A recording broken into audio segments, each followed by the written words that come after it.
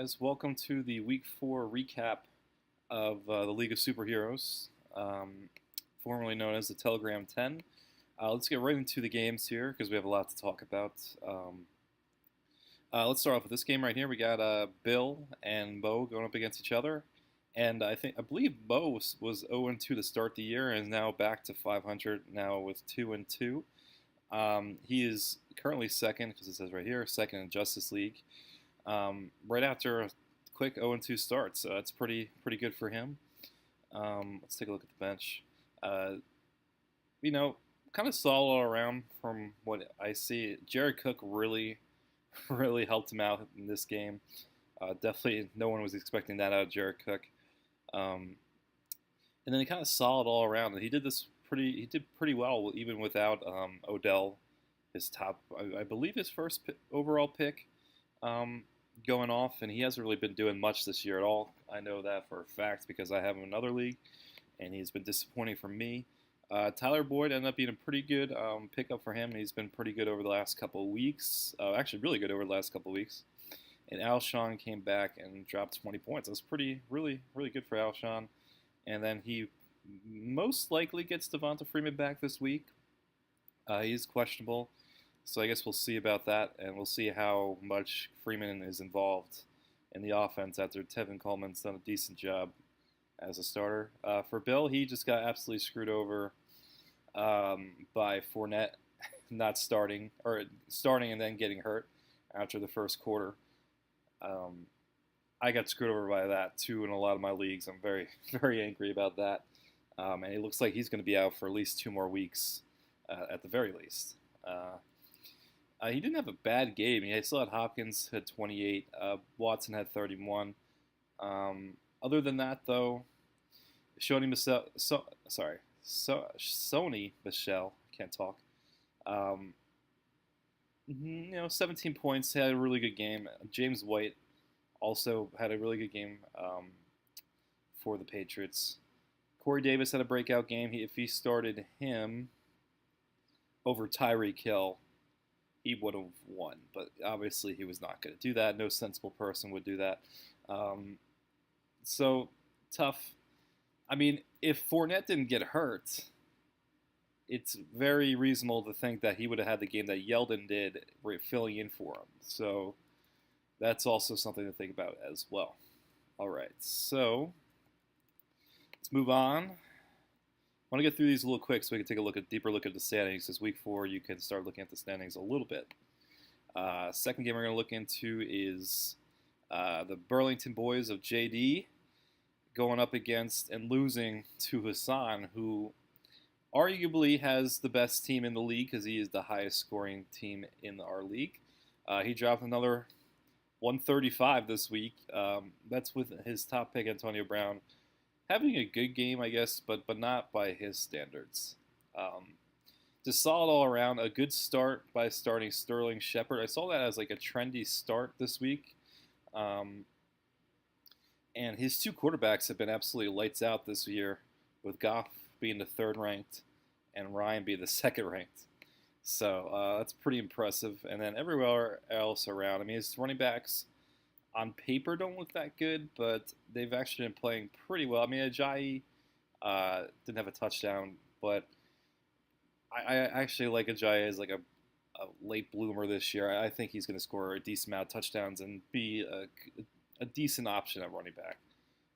Matt Breida, I believe, is the 3rd leading rusher in the NFL in terms of yardage. So obviously all he needs is touchdown luck. And then Kelsey had a really good game after a slow first half. Came back with that whole Chiefs offense and just decimated the Broncos and their crowd. That was unbelievable to watch. JD, not much to talk about other than Julio, who still doesn't have a touchdown in it seems like 5 years now.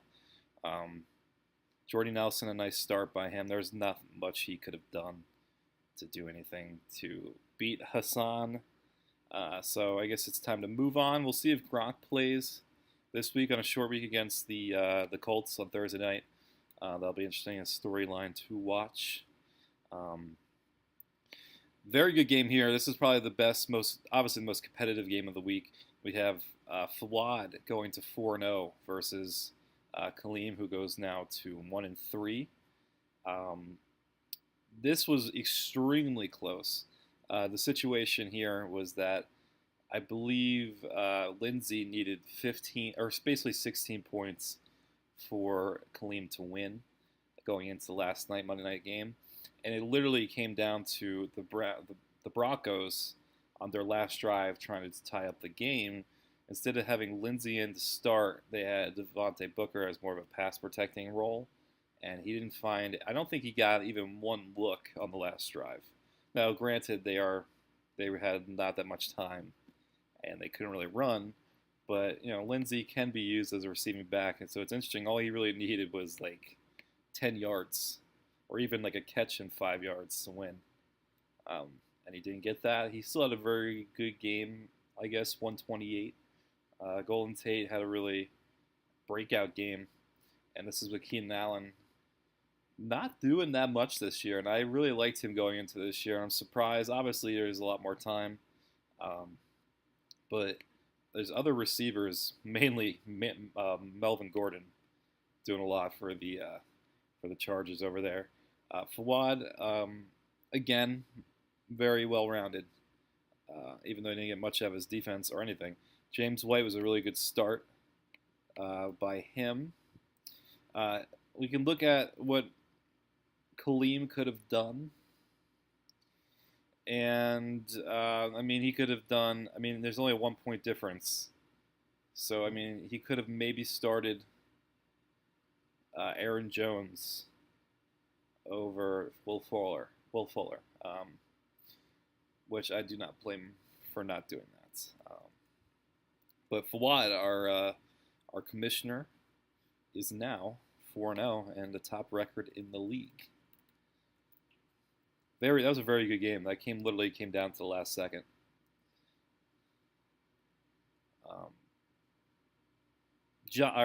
Yates and AK. I don't know why it says Jonathan. AK 3-1. Basically, most people say, or some people are saying AK's carried by two players, but Breeze only had like 8 points. Like Kamara obviously is carried, I guess what you could say, his team, but I guess that's what a first round pick should do. But a good start, really good draft pick by AK, and very good considering he didn't give up after his first game, because it's been very easy to drop him after that first game against the Eagles. Brandon Cooks, another draft pick, or good draft pick by AK. Devontae Adams, not that much this week, but I think he's been having a relatively decent season, very consistent. So he had a really 132 is no joke. Even with Mahomes, Yates has lost this game this week. McCaffrey was on a bye. That's a big question mark, or I guess a big hole he's leaving on the bench. Chris Carson, he started Chris Carson, and he was later ruled inactive. And even if that was the case, I don't know who he could have picked up. I guess he would have to pick someone up off the waiver wire and start him. But basically what he could have done, what Mo said in the chat, was start Gio in the second running back spot and wait to see if Carson was going to be inactive. And if he wasn't, he could start one of these wide receivers in the 4 o'clock. But then Dorsett played at 1 o'clock. So I don't know. It'd been tough. I mean, I don't know what I would have done. I guess you could have started Dorsett and not risked it. But it's not like Dorsett was doing that much beforehand. So I don't know. A lot of his players come back this week. Ingram, Edelman, Baldwin, I guess he could have started, but he didn't really do anything. So that was that game. That was a very, very good game by two very good teams. Yates has a very good team. It just, he had a key player on a bye, and one of his players didn't play. So then you got the game I'm involved in versus Gunn. Now, here's the thing about injuries, they suck, obviously, and I obviously would love to have Garoppolo on my team. But this allows me to kind of stream options off the waiver wire, which I kind of like doing because I feel like I'm almost obligated to start players that you draft high um, or you drafted. But what I've found success in the past is where it's all non-biased. I just look at the matchup. I kind of go with my gut on things, and I really thought Trubisky was going to be good this week. And I would say did not think he was going to be this good. I was just hoping to get like 18 or 19 points out of my quarterback, and I thought Trubisky was the best chance against Tampa, who I just thought was going to fall off the face of the earth like they did. Their defense sucks, and Trubisky at home, I think Tampa Bay was going to come off flat, and that's what happened. So that was very good performance out of Trubisky. Nyheim Hines, I did not think that was going to happen at all. I just kind of needed a body to throw in there. And he actually ended up having the second most points on my team. Thielen just has been an absolute stud this year. Second ranked wide receiver so far. Packers defense, I like that matchup a lot. Everyone else kind of did average. I mean, I dropped 154 with Michael Thomas scoring 6 points. So, and with Le'Veon Bell on my bench.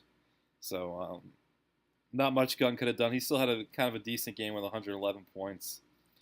No one really stood out except for Kareem Hunt last night, who looked really good. Really good Kareem Hunt game yesterday. Dalvin Cook kind of screwed him over from the beginning of the week with that Thursday night where he got hurt again. So we'll see. I'm now 3-1, and Gunn is now I'm now 1-3, and Gunn is now 1-3. So I believe that is the end of the matchups here. I think it's a good thing though. Actually, no, one more matchup. Sorry. We have George and SN. SN really 87 points. Now down to 1-3. I believe he lost three. Yep, lost 3 in a row. And now George, who keeps getting lucky, not lucky because he still deserved to win with 119 points, I guess you could say. But 3-1, but his points against average, which you're going to see, is absolutely crazy. Yeah, so really good performance out of Cousins in that Rams game. And then Diggs, Brown. John Brown was a really good start by him. And Demaryius Thomas didn't do much. Trey Burton had a good game, I guess. He had 2 catches. And that's kind of it for this game. I really don't. I mean, if now this is actually a decision right here. Now, Andrew Luck, he could have started Andrew Luck against Houston over Fitzpatrick against the tough Bears defense, and that would have been a 32-point difference. Which I believe, if he started Luck over Fitzpatrick, he would have won. And there's a chance I might have done that. I'm not gonna play Monday morning quarterback and go through every decision. But this one I think could be considered a little questionable for to start Fitzpatrick against that terrible or that great Chicago defense. Hard to argue. I think going into the game, he was the first ranked quarterback. But as a Jets fan, I kind of know when these Fitzpatrick games are going to come now, where he's just not going to show up, and that felt like one where it kind of felt like the magic just ran out against the Steelers, and just a complete dud in Chicago. So let's kind of look at the top scorers first after 4 weeks. Number 1 still is Hassan. I believe that was still the case last week. Number 2, now it gets really, really close after Hassan. Number 2 is Fawad at 4-0. And he has 488.7. Now, the next team, number 3 in the league in scoring, is AK, but that's only by 0.3 against me and Yates, who are tied for fourth. Um, so those are your top five scorers in the league. And my team at 1-3 is the fourth leading, tied for the fourth leading scorer in the league, and I'm only zero point 0.3 out of third, and I'm only 4 points out of the second leading team, who's 4-0. That's how crazy my luck has been this year. And Yates can kind of say the same thing. I have, and now this is a little interesting. I would like to look at the points against. I obviously have the most points against at 502. Now look at George. Now George is at Black Panther, 335 total points against. All right, the next closest to that, I believe, is 424 right here. Bill, who has 100, basically 190 points more scored than George. That's how crazy teams against playing George have not scored at all, and George has taken advantage of that, and now 3-1 in top of the division. Now, I guess that's a good transition to look at the standings here. Now, our playoff bracket's a little different. So the top one, obviously the division winners, the four division winners are going to be in the playoffs and seeded as such. So right now you'll be looking at Fawad as number one seed, next to then Hassan, who is the highest scoring 3-1 team. Then it would be George, then Yates. Those would be your top four teams. The fifth team would be the next best record. And I based off points, I believe Mo would be higher than JD. Let's take a look. Mo is 399. And then JD would have the fifth spot, and Mo has 399. So Mo doesn't have that many points. Mo is actually the least scoring team in the league, and that would mean I would actually have the last spot in the playoffs, the sixth spot, because I have the most remaining points. Because the sixth team is not based off record; it's about the most total points in the league. That excludes the top five. So the team with the most points that still remains, it's not a playoff team at that point. So very interesting way of looking at things this year.